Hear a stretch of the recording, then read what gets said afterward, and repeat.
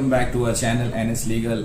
दोस्तों, हमें बहुत सारे पर्सनल डीएम्स आए, कॉल्स आए हमारे दोस्तों के, हमारे सब्सक्राइबर्स के कि सर पॉक्सो एक्ट पे हमें थोड़ी नॉलेज दीजिए। पॉक्सो एक्ट में बेल का क्या प्रोसीजर है, प्रोसीडिंग्स के क्या प्रोसीजर्स हैं। तो आज हम उसी के रिगार्डिंग बात करेंगे और हमारे साथ में हमारी एक कलीग इफ्रा शेख भी है जिन्होंने जस्ट एलएलबी कंप्लीट किया है। उनकी भी कुछ क्वेरीज हैं तो वो भी अपनी क्वेरीज पूछेंगी यहाँ पे, एंड लेट्स होप कि उनके जो क्वेश्चंस है वही आपके क्वेश्चंस है। तो आई होप कि हम एक साथ सबकी क्वेरी रिजॉल्व करें। Thank you sir. Hi sir. Yes. This is Ifra Shaikh. Sir अभी मेरा एलएलबी खत्म हुआ है, बट जो कॉलेज में हमने पढ़ा था पॉक्सो के रिलेटेड, तो क्या जो हमने पढ़ा था पॉक्सो के बारे में और जो रियलिटी में एक्चुअल प्रोसीडिंग्स वगैरह है उसमें क्या डिफरेंसेस है? एक्चुअली पॉक्सो है क्या और इसे क्यों इम्प्लीमेंट किया गया था? देखिए इफ्रा, जो हम कॉलेज में पढ़ते हैं, जो थियरीज होती है, जो हम पढ़ाई करते हैं बुक्स, और जो कोर्ट में होता है, ऑब्वियसली उसमें थोड़ा डिफरेंस होता ही है। क्यों प्रैक्टिकल नॉलेज और थियोरेटिकल नॉलेज जो होता है उसमें बहुत डिफरेंस होता है। और आपने जो सवाल किया कि पॉक्सो एक्ट क्या है और ये क्यों लाया गया, तो उसका जवाब ये है कि पॉक्सो 2012 में लाया गया सरकार की तरफ से। उसके पहले जो भी ऑफेंस रजिस्टर होते थे अगेंस्ट वुमेन, वो या तो जो सेक्सुअल ऑफेंस होते थे वो या तो 375 रेप में आते थे या 354 जो मॉलेस्टेशन है उसमें आते थे, चाहे वो बच्चे के साथ में हुआ हो, माइनर के साथ में या मेजर के साथ में। कोई भी स्पेसिफिक कानून नहीं था, स्पेसिफिक सेक्शन नहीं थे या एक्ट नहीं थे जो बच्चों के रिलेटेड थे कि अगर कोई माइनर के साथ में ऑफेंस हो रहा है तो वो किस तरीके से रजिस्टर होगा।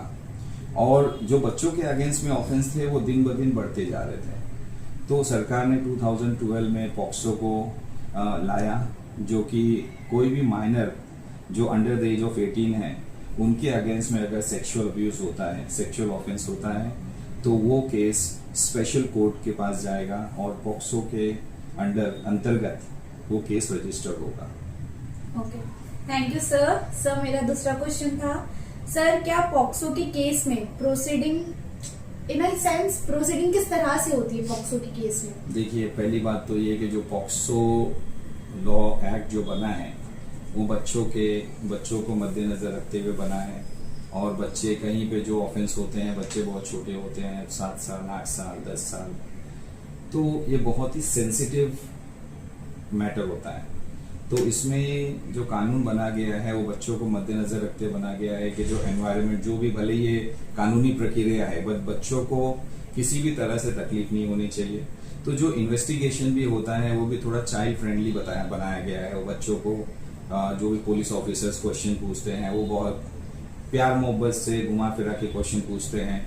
और जो कोर्ट में प्रोसीडिंग्स होते हैं वो प्रोसीडिंग्स भी इन कैमरा होते हैं ताकि वहाँ पे पब्लिक नहीं होती है, जज होते हैं, जो विक्टिम है वो है, और जो एक्यूज होता है उसको भी पर्दे के पीछे रखा जाता है ताकि बच्चे को वो दिखे नहीं। और दूसरी चीज़ ये है कि जो बच्चे की जो विक्टिम होती है, वो विक्टिम की जो आइडेंटिटी है वो आइडेंटिटी रिवील नहीं की जाती कि कौन उसमें विक्टिम है, कि किसके साथ में ऑफेंस हुआ है, वो रिवील नहीं की जाती, नाइदर टू प्रेस, न तो जो बोलते हैं सोशल मीडिया या जो प्रेस मीडिया, वो रिवील नहीं किया जाता है। That is always kept secret. Okay, thank you sir. Sir दूसरा क्वेश्चन था, क्या अगर पॉक्सो के केस में अगर केस रजिस्टर्ड हो चुका है बट जो ऑफेंस हुआ है या फिर जो भी हुआ है अगर उसमें कंसेंट दिया है तो क्या वो मैटर करता है कंसेंट? देखिए, पॉक्सो जो बनाया गया है एक्ट, वो जैसे मैंने बताया बच्चों के मद्देनजर बनाया गया है। अगर उसमें एग्जाम्पल दे रहा हूँ आपको मैं कि लड़की अंडर द एज ऑफ 18 है, माइनर है, और लड़का मेजर है, उन दोनों के बीच में अफेयर हुआ, जो भी रिलेशन बना, उसके बाद में केस रजिस्टर हुआ और डिफेंस ये लेता है कि भाई जो बच्ची थी वो दोनों का लव अफेयर था, उसका कंसेंट था।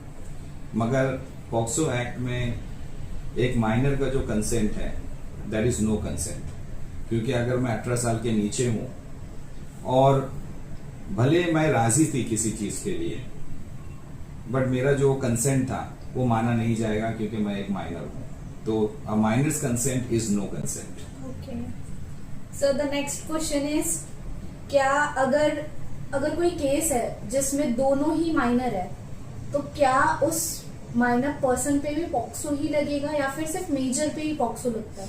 नहीं, कैसा है कि अगर दोनों जो विक्टिम है और जो एक्यूज है दोनों माइनर है तो भी केस रजिस्टर होगा पॉक्सो में, और जो एक्यूज है माइनर एक्यूज उसे जुवेनाइल कोर्ट में पेश किया जाता है और केस रजिस्टर होगा।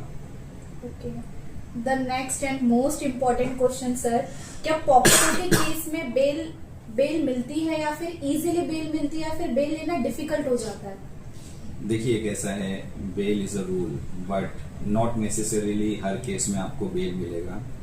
जो पॉक्सो केसेस हैं जैसे कि मैंने बताया वो बच्चों के अगेंस्ट में ऑफेंस रजिस्टर हो, यानी बच्चों के ऊपर अत्याचार हुआ है, तो जो कोर्ट है वो बहुत सारे फैक्टर्स को देखने के बाद, कंसीडर करने के बाद, जैसे कि एग्जांपल ले लो कि एलिगेशंस क्या हैं, उसके अंदर ग्रेविटी यानी जो किस तरीके से ऑफेंस किया गया है, कितना वो इंसान बोलता है घिनौना है या किस तरीके के एलिगेशंस हैं।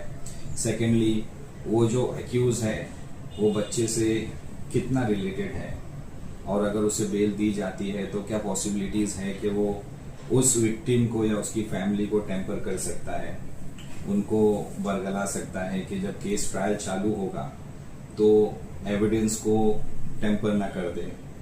अगर हम उसे बेल दे दें, कोर्ट उसे बेल देता है तो वो एब्सकॉन्ड ना हो जाए, भाग ना जाए।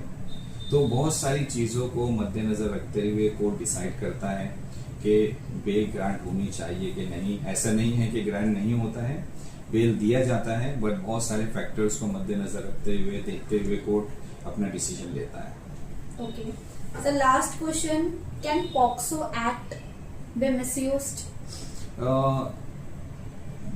The question should have been framed के जो ये केसेस रजिस्टर हो रहे हैं whether they are all genuine or no, तो ऐसा है कि हर चीज के दो पहलू होते हैं, और जो हमारे most of the laws India में जो बने हैं that are women centric, so yes the act can be misused और मिसयूज किया भी जाता है। जैसे किसी को अपना पर्सनल ग्रीवेंस निकालना है, किसी के अगेंस्ट में अगर दुश्मनी है, कुछ है, so the act has been misused. जो हमने भी देखा है, सुप्रीम कोर्ट ने भी देखा है, हाई कोर्ट ने भी देखा है बहुत से केसेस में कि पॉक्सो एक्ट को मिसयूज किया गया है just to get their personal vendetta, get their revenge from the other person. Yes, thank you sir. तो आई होप कि मैंने आपकी सारी क्वेरीज आंसर की है पॉक्सो के related, and if you have any other questions, आप लोग के कोई और क्वेश्चंस है तो आप यू कैन रीच अस, आप हमें मैसेज कर सकते हैं, and we will definitely try and answer all your queries possible.